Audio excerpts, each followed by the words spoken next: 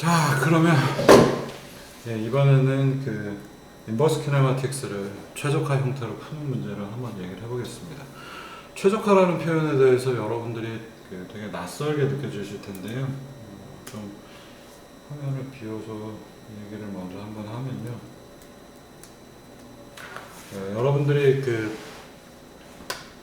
입력은 두 개인데 출력은 세 개인 경우를 좀 생각을 해보시면 좋습니다. 예를 들면 x, y의 합은 1이 되고요. x 빼기 2y는 2가 되고요.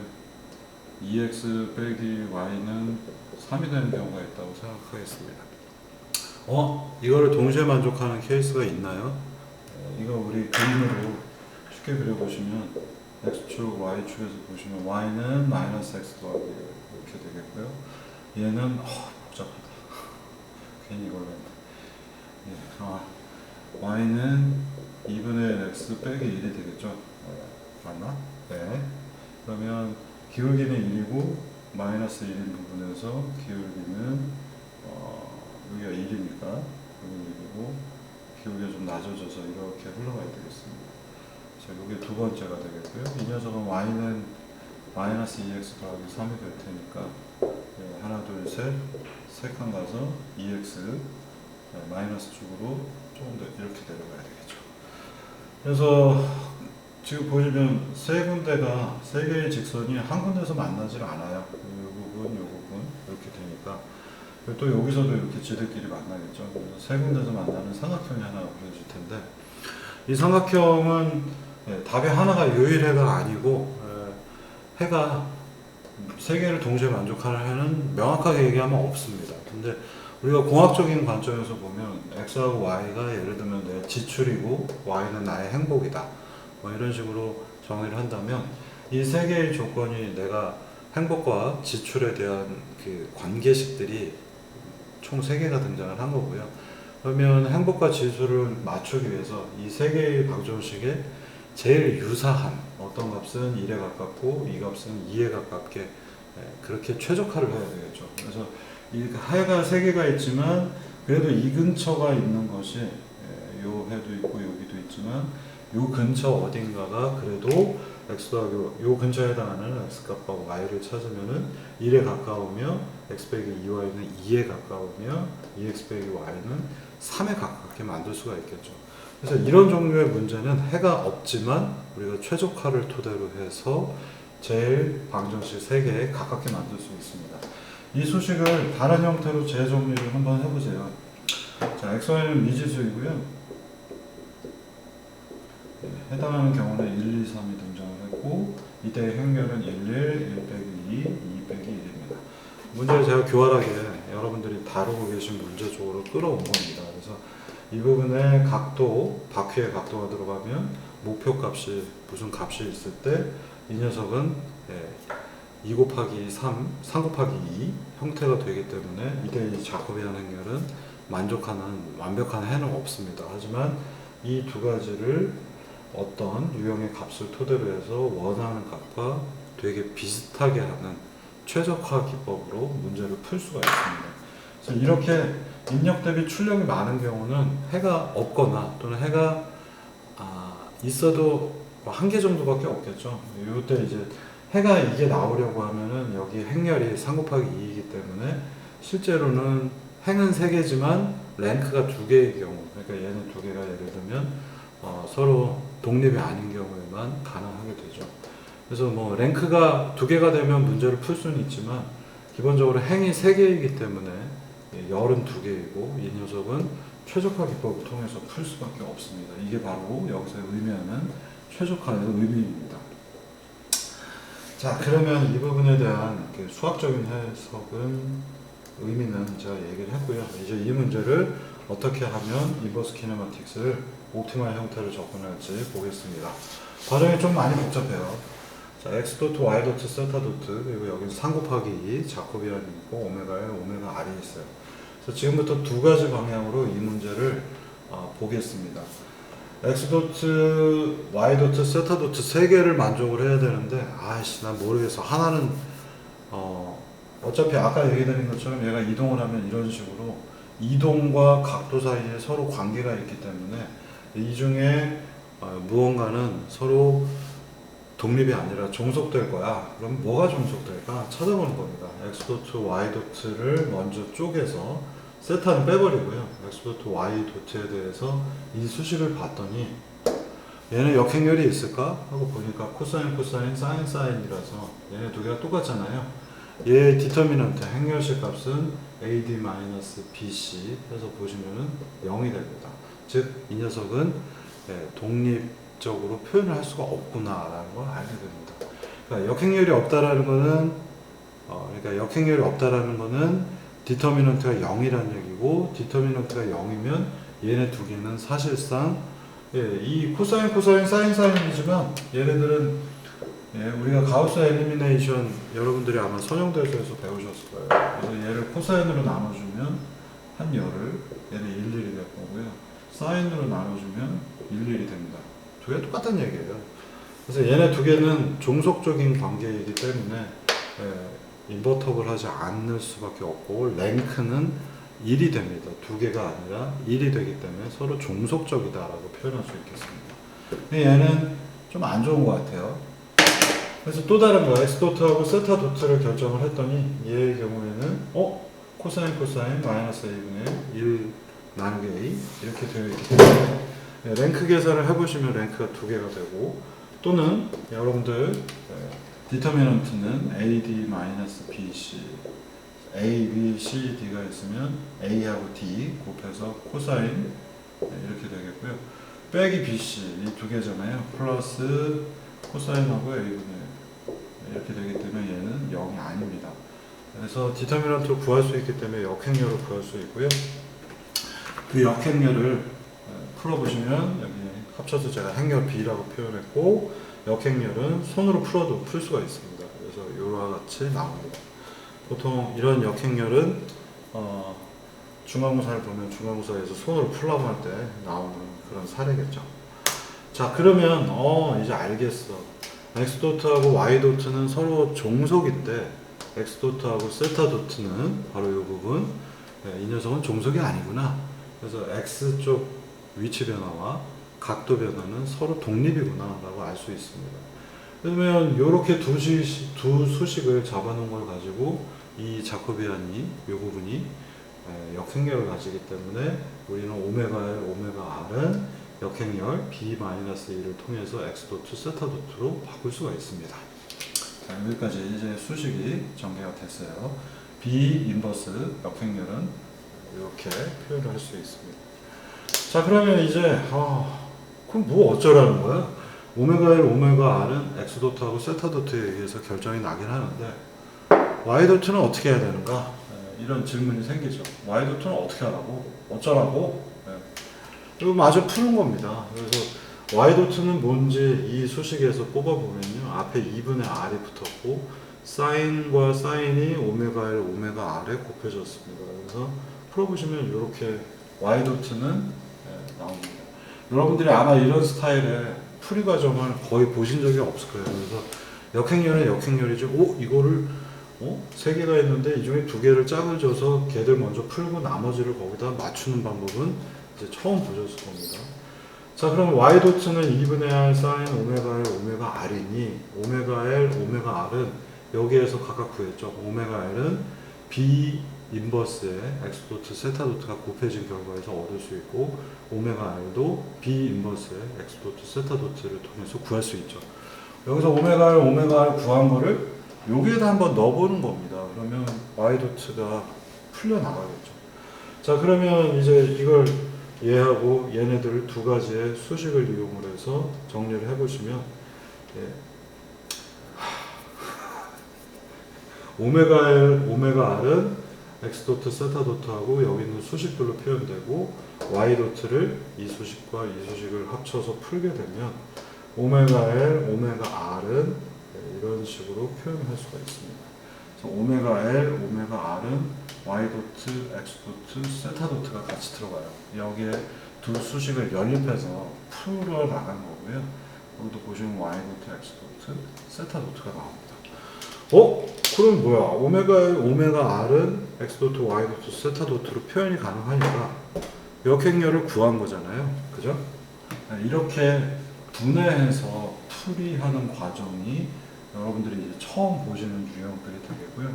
그래서 오메가 L, 오메가 R은 얘네 두 개의 사실은 수식은 세 개죠. 여기 오메가 L, 오메가 R은 x 도트하고 세타 도트의 관계인데 여기에 집어넣으면서 오메가 L, 오메가 R과 여기 있는 오메가 L, 오메가 R을 모아가서 표현을 했더니 이런 식으로 표현이 됩니다. 그럼 얘는 행렬로 표현하게 되면 오메가 L, 오메가 R은 x 도트, y 도트, 세타 도트에서 2 곱하기 3짜리 역행렬을 우리가 손으로 풀어서 구할 수가 있습니다. 네, 여러분들이 사실상 처음 보는 패턴이라 되게 낯선 패턴이고요. 이 수식이 빨간색 31페이지에 표현되어 있는 빨간 수식은 뒤쪽에서 여러분들이 계속해서 보시게 될 겁니다. 그래서 슬램 쪽에서 실제 로봇을 움직일 때 내가 어떤 각도로 움직여야 되는가 여기 있는 이런 노테이션들 굉장히 많이 등장을 하겠습니다.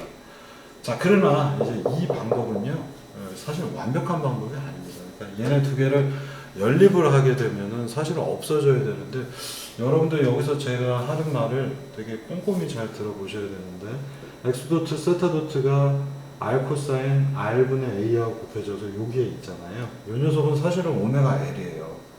이 수식에서만 보시면 이 두 개와 x 도트, 세타 도트가 구해졌기 때문에 여기까지 나와야 됩니다. 자, 그런데 이 수식이 오메가 l이라고 생각을 했는데 앞부분에 이렇게 됐고 마이너스 붙어서 오메가 L로 뽑아놨습니다. 그래서 실제로는 이 수식과 이 수식을 뭔가 파라미터로 웨이트 팩터를 이용을 해서 양쪽의 비례 수식을 토대로 이렇게 구해놓은 겁니다. 그래서 이 수식을 구하는 과정은 제가 여기서 따로 설명을 안 했습니다만 오메가 L, 오메가 R은 오메가 L은 뭐예요? 2 곱하기 y 도트 나누기 R 나누기 사인 세타 이 부분에 있죠.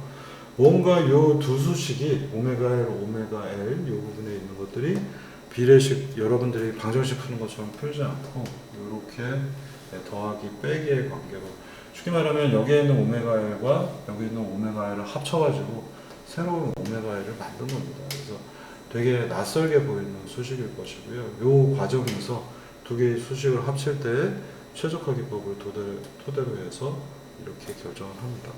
그래서 보통 모바일 로봇에서 쓰는 x 도트, y 도트, 세타 도트 이용한 자코비안의 역행렬은 오메가 L, 오메가 R이 이런 식으로 표현이 된다는 것까지만 설명을 하겠습니다.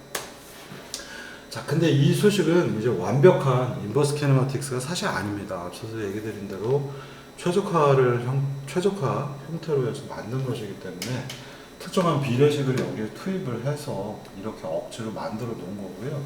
그래서 여러분들이 내가 원하는 오메가 L, 오메가 R을 알고 싶어. x 도트, y 도트, 세타 도트를 주었을 때 바퀴는 어떻게 돌리면 되는가?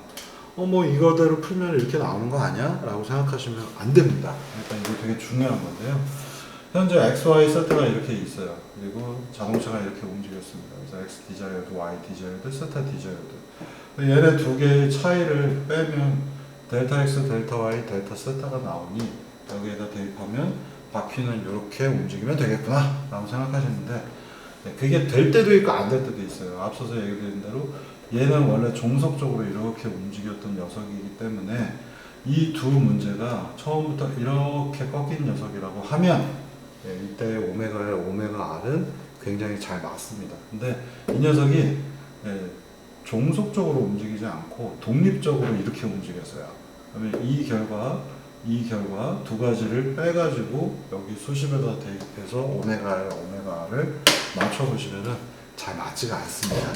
그러니까 이 수식 자체가 여기서부터 이렇게 꺾여 들어간다고 하는 세 가지 요소 x, y, 세타에 대한 게 서로 종속적이다 라는 가정하에 푼 답안이기 때문에 종속적으로 x 도트, y 도트, 세타 도트가 주어지지 않으면 이 답은 정확하게 맞지 않습니다. 그래서 이게 하나의 최적화 기법을 토대로 해서 인버스 키네마틱스를 풀었지만 짧은 구간, 여기서 요만큼 움직일 때는 이 수식이 맞아 떨어져요. 자코비안 여러분들 자코비안 인버스 적용해 볼 때하고 사례가 사실 똑같습니다. 그래서 매니플레이터에 자코비안 매트릭스를 적용할 때 되게 조금씩 움직여야 잘 맞아 떨어졌던 것처럼 여기서부터 여기까지 가는 과정도 굉장히 촘촘히 쪼개서 이 수식을 대입을 하면 그래도 적합한 오메가 L, 오메가 R을 가끔씩 문제가 생길 수는 있지만 풀어낼 수는 있습니다. 그래서 이게 가지고 있는 한계점을 여러분들이 아셔야 되겠고요.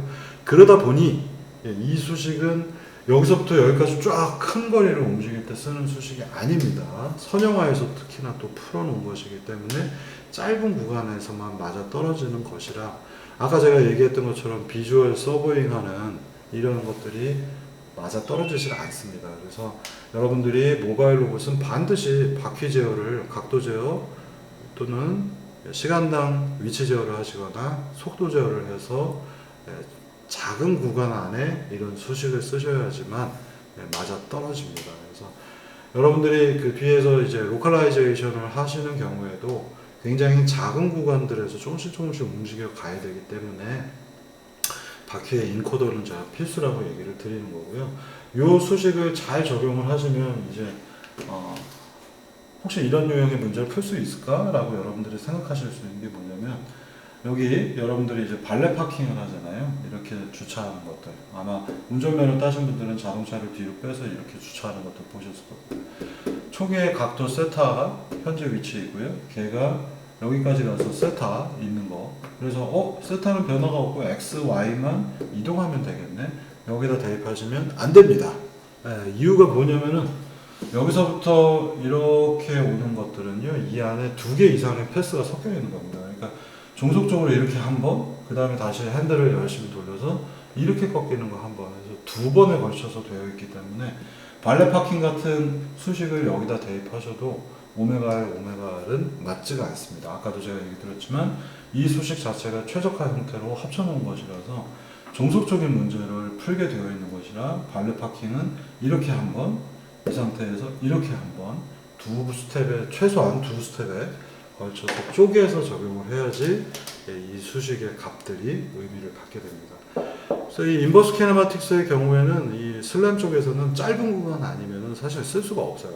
그래서 로봇 매니플레이터 같은 경우에는 로봇팔이 여기 있다가 이쪽으로 움직일 때까지 굉장히 잘 맞아 떨어지는 반면 자코비안 인버스를 쓸 때는 또 되게 짧게 이렇게 이동을 해서 움직여야 값이 나왔잖아요. 이것도 마찬가지입니다. 그래서 쓰실 때 되게 조심해서 써야 되는 수식 중에 하나가 되겠습니다.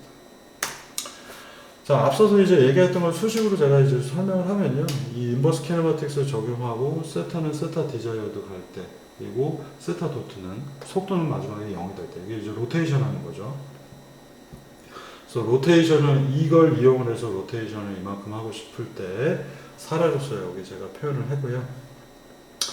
자, 그러면 오메가 L, 오메가 R은 어떻게 되는가? 오메가 L, 오메가 R은 최종적으로 같아져야 되기 때문에 여기서 보시면 오메가 L, 오메가 R은 이 수식을 보시면은 앞에 2개는 서로 같은데 뒤에 게 부호가 다르잖아요.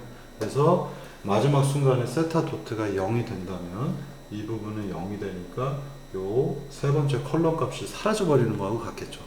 그래서 특정한 각도에 가서 특정한 각도로 얘가 회전을 하게 되면 마지막에 가면 세타 도트가 0이 되니까 이 2개의 수식만 의미를 갖게 됩니다. 바로 요 두 번째 수식의 형태이고요. 그래서 요 마지막에 가게 되면 세타 도트는 회전을 할 때 회전 속도가 없어져야 되죠. 마지막에 가면 쭉 하고 멈춰야 되니까 세타 도트가 0이 될 때 이 2개의 수식만 의미가 있어서 x 도트 y 도트는 오메가 R의 관계로서 풀 수가 있고요. 그래서 회전만 한다고 하는 경우들을 따져보시면 오메가 L, 오메가 R은 회전 속도이기 때문에 마지막에 가면 0이 나타나야 돼서 이 수식대로 보시면 오메가 L은 이거 2개 곱하기 x 도트 y 도트 위 아래가 똑같죠. 그래서 오메가 L, 오메가 R은 수식이 똑같다는 얘기가 됩니다. 그래서 2개가 똑같아지는 거. 그래서 회전이 이 경우에 이제 사라지는 경우죠. 세타 도트가 0이니까 마지막에 회전을 하게 되면 로봇이 멈추잖아요. 그러니까 이 제목대로 로봇이 멈출 때 자코비안에 어떤 일이 벌어지는가로 여러분들이 이 수식을 이해하시면 되겠습니다. 로봇이 멈출 때는 세타 도트가 0이 되니 이 수식이 없어지고 자코비안의 세 번째 컬럼이 사라지는 거고 그 다음에는 오메가 L, 오메가 R은 로봇이 멈췄기 때문에 0이 돼야 되잖아요. 그럼 얘 두 개의 수식이 x.y.하고 관계로 이 수식은 0이 된다는 결론이 나오고 x.y.의 관계는 어떻게 되는가는 여기서 보시면 여기 있는 헤딩 앵글 코사인하고 사인이 있으니까 탄젠트 세타는 x.의 2y.다라고 하는 결론으로 수렴을 하게 됩니다. 이게 이제 로봇이 멈출 때 자코비안 매트릭스가 어떻게 동작하는지에 대한 하나의 사료로서 여러분들이 알아두시면 되겠습니다. 이 수식은 나중에 다시 한번 로봇을 촘촘히 움직일 때 다시 등장을 하겠습니다. 앞서서 보셨던 예전은 로봇을 움직이지만 포워드로 움직인 거죠. 그러니까 입력이 오메가 L, 오메가 R이 들어가서 x.y. 세타가 결정났던 것이고요. 요 인버스는 이것들이 필요할 때, 이것들을 알고 있을 때 로봇을 여기서 요만큼 움직이고 싶어요. 이만큼 움직이는 게 아니라 여기서 요만큼만 움직이고 싶을 때 x.y. 세타를 넣으면 바퀴를 얼마만큼 돌려야 된다가 결정이 나는 겁니다.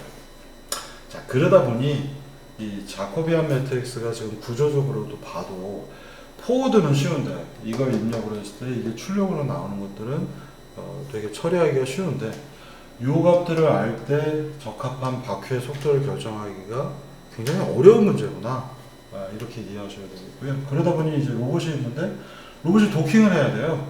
이렇게 가서 요게 이렇게 딱 멈춰야 됩니다. 도킹을 해야 되면 요만큼 x.y. 세타를 결정한 다음에 그때 맞춰서 바퀴들을 움직이는데 이 바퀴의 움직임이라는 것이 속도가 0일 때, 회전이 0일 때에는 딱 들어맞는데 움직임이 있을 때에는 최적화 형태로 들어가니까 수렴을 시켜서 도킹시키는 것이 굉장히 어렵다는 얘기입니다.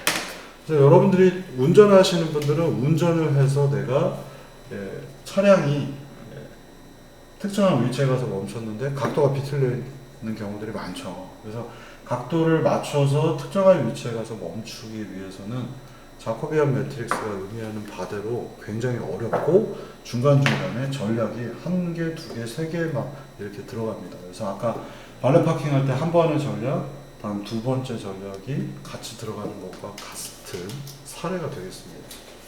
그래서 공간상 직교접촉에서의 움직임을 만족하는 바퀴의 각도를 구하기 위해서는 여러분들이 경로 제어의 기법들이 또 필요합니다. 그래서 이 경로 제어를 하는 것이 오히려 굉장히 어려워서 요새도 여기저기에서 뭐 후발주자, 제가 중국 애들이 논문 쓴 것도 한 10년 전에 봤고 인도나 파키스탄에서도 논문들을 요새 쓰고 있는데 사실 옛날에 얘기는 이미 나온 겁니다. 근데 이게 이제 필요하다고 생각해서 계속해서 쓸데없는 논문들을 좀 쓰고 있는 것 같습니다. 쓸데없지를 않은데 옛날 얘기하고 똑같기 때문에 쓸모가 없습니다. 그래서 여러분들이 아셔야 되는 건 바퀴를 토대로 해서 위치를 예측하기는 쉬운데 거꾸로 인버스가 복잡해서 내가 현재 상태에서 이만큼 움직이기 위해서는 바로 여기 있는 차량이 요 옆으로 가기 위해서는 바퀴 두 개를 움직여서 이렇게 간 다음에 백 해가지고 이렇게 와야 되겠죠. 바로 옆으로 한 칸만 가는 것도 굉장히 어렵습니다. 그래서 전략이 경로 형태로 만들어져야 되기 때문에 아직까지도 여러 군데서 논문들을 많이 쓰고 있고 명확하게 풀기는 조금 어려운, 그런데 경로가 결정이 나면 그 다음에는 이 수식을 이용하기만 하면 풀리는 문제가 되겠는데 그 경로가 쉽지가 않은 거죠. 예를 들면 매니플레이터가 여기 있는데 요 옆으로 움직이는 거는 우리가 인버스 키네마틱스나 자코비안을 갖고 풀기가 쉽잖아요. 근데 자유도가 모자란 로봇의 경우에, 모바일 로봇의 경우에는 이렇게 올라갔다가 다시 이렇게 해서 백을 해서 내려와야 되니까 쉽지가 않습니다. 그러다 보니까 많은 업체들, 서비스 로봇 하는 업체들이 도킹을 하기 위해서 옆으로 자동차가 움직였으면 하는 생각 때문에 그 빗살 모양으로 이렇게 되어 있는 사륜구동 자동차 있잖아요. 바퀴가 이렇게 생긴 거, 바퀴 안에 바퀴 더 있는 스탠포드 휠이라고 부릅니다. 이런 것들을 써서 얘들이 어느 방향으로든지 움직일 수 있는, 한국말로 또는 한자로는 전방향, 그리고 영어로는 어느 방향이든지 가능하다, 옴니 디렉셔널 휠이라고도 부릅니다. 옴니는 어떤 방향이든지 다 포함하는 겁니다. 여러분들 뭐 옴니버스 있죠? 어떤 형태로든지 다 가능한 것들을 의미합니다. 그래서 여러분들이 이 인버스 키네마틱스는 여기까지만 제가 설명을 할 겁니다. 이걸 가지고 패스 설계한다거나 하는 부분들은 따로 다루지는 않겠습니다. 우리 내용에서 의미가 없어서 다루지 않겠습니다. 자, 앞서서 많이 얘기했는데요. 인버스 자코비아는 모바일 로봇에서 어디에 쓰는가? 아까 얘기한 대로 패스 설계가 같이, 경로 설계가 같이 돼야 되겠고요. 발레 파킹 같은 거 하려고 하면은 복잡한 패스 설계를 해야 되기 때문에 이 수업에서는 따로 다루지는 않겠습니다. 내용은 사실 어떻게 보면 이쪽 부분이 더 쉬울 수 있는데 뭐 세상 사람들 도움은 안 되는 것 같아요. 그래서 저는 이 부분은 다루지 않겠습니다. 뭐 여러분들 중에 졸업 작품으로 발레 파킹 같은 걸 어떻게 하면 좋을까? 패스 좋은 것들 몇 개 설계하셔서 데모화하는 것들도 해볼만 합니다. 장난감 자동차 같고 이 문제가 절대 쉬운 문제는 아니에요. 근데 답에 해당하는 것들은 예전에 많이 제한이 됐지만 그 답이 또 뭐 엄청나게 좋아서 교과서에 실릴 정도라고 보기에는 또 좀 문제가 좀 있습니다. 그래서 되게 애매한 부분이라 수업에서는 따로 다루지 않도록 하겠습니다. 자, 로봇4 예제는 아까 보셨고요. 그래서 심플 스타일의 경우 로테이션, 트랜슬레이션 하는 경우 로테이션, 트랜슬레이션, 로테이션 하는 심플 타입은 여기 설명되어 있고 아까 데모에서 다 보여드렸고요. 동영상이긴 한데 아까 보여드렸기 때문에 제가 따로 얘기하지는 않겠습니다. 심심할 때 한번 보시면 되겠고요. 이 예제에서 아까 제가 오메가 L과 오메가 R 양쪽 바퀴 두 개의 속도가 비슷하면서 다른 경우에 여러 가지 패턴이 생긴다고 했잖아요. 그래서 그걸 제가 조금 더 보완해서 설명을 드리겠습니다. 이게 실제로 슬램 쪽에서 바퀴에 슬립이 있을 때의 문제점 관련해서 되게 중요한 이슈라서 사실 여기에 치중하는 것이 훨씬 좋습니다. 자, 아까 제가 바퀴와 슬립이라는 문제에 대해서 얘기를 드렸어요. 그래서 모바일 로봇이 이렇게 있는데 여기 한쪽 왼쪽 바퀴가 있고 이쪽에 이게 왼쪽 바퀴, 이게 오른쪽 바퀴가 되겠죠. 바퀴의 슬립이라는 문제가 어떤 것인지를 조금 명확하게 여러분들이 이해하셔야 됩니다. 예를 들어서 여러분들이 이제 도로에 이건 자동차 경기장이나 이런 게 있죠. 뭐 최근에 또 포르쉐가 사고 쳐가지고 바닥에 쫙 그려줄 줄 알았는데 뭐 안 그려줬던 사례도 있는데 이게 드리프트 할 때 이렇게 많이 나타나죠.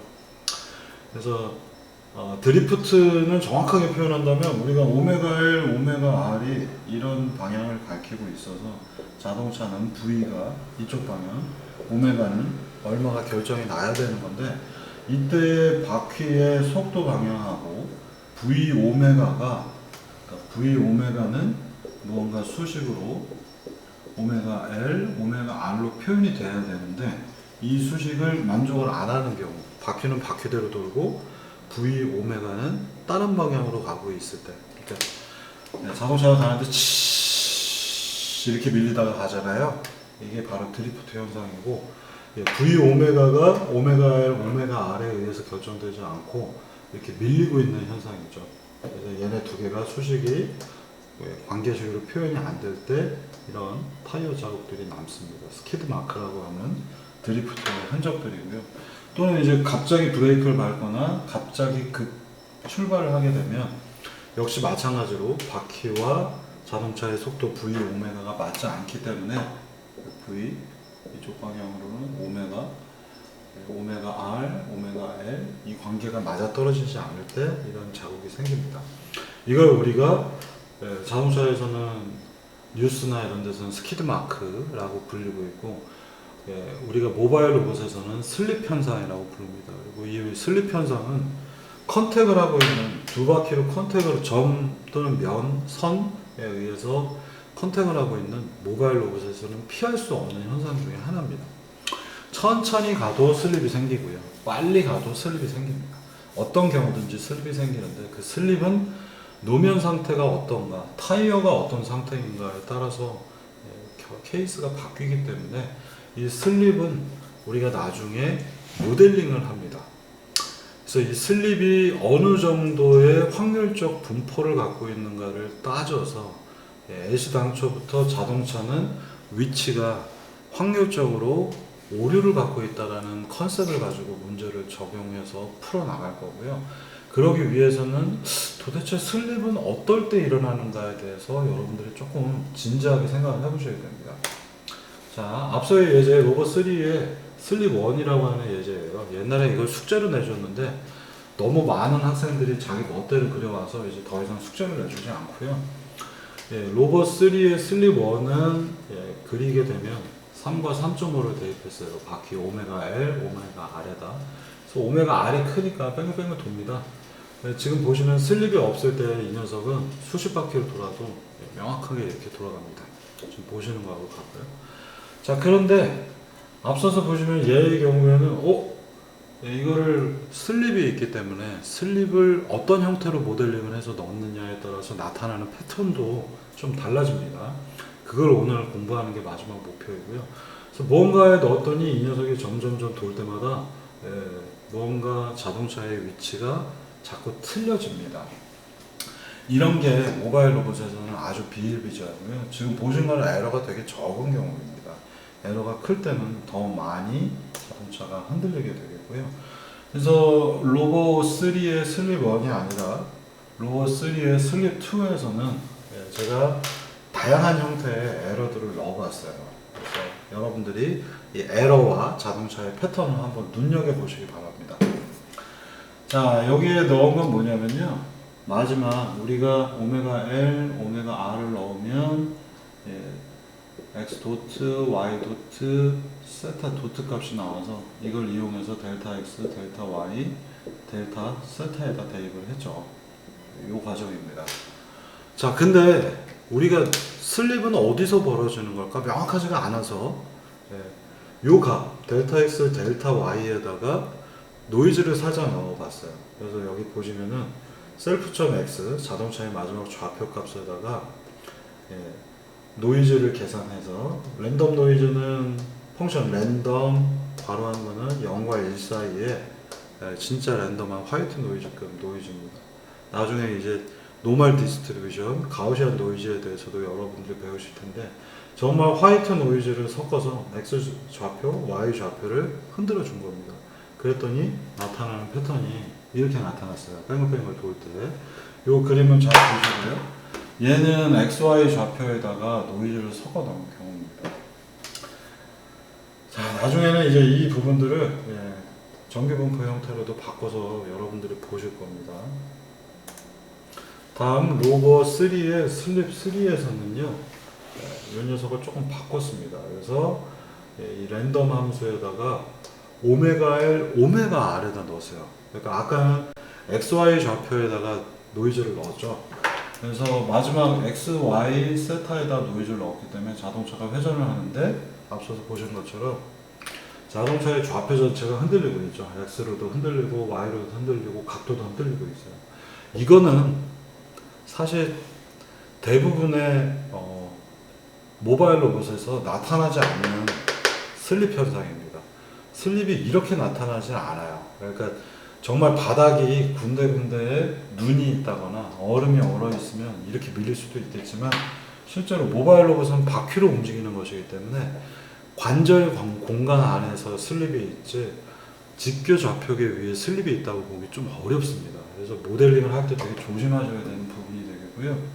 이렇게 흔들리는 건 뭐냐면 드론 같은 거죠. 드론이 있는데 XY 좌표가 흔들리는 거죠. 네? 자, 그런데 바퀴에 노이즈가 있을 때는 좀 패턴이 달라집니다. 바퀴의 속도 오메가 L하고 오메가 R에다가 랜덤 노이즈를 섞어 넣은 경우입니다. 그랬더니 움직이는 패턴이 완전히 다르죠. 그래서 왼쪽 바퀴하고 오른쪽 바퀴가 돌긴 도는데 어떨 때는 왼쪽 바퀴가 조금 많기도 하고 적기도 하고 오메가 R도 많기도 하고 적기도 합니다. 그러면 흔들림이 없어 보이지 이렇게 흔들리지는 않죠. 좌표가 흔들리지 않고 얘의 반지름이 커졌다 작아졌다 하는 형태로 보입니다.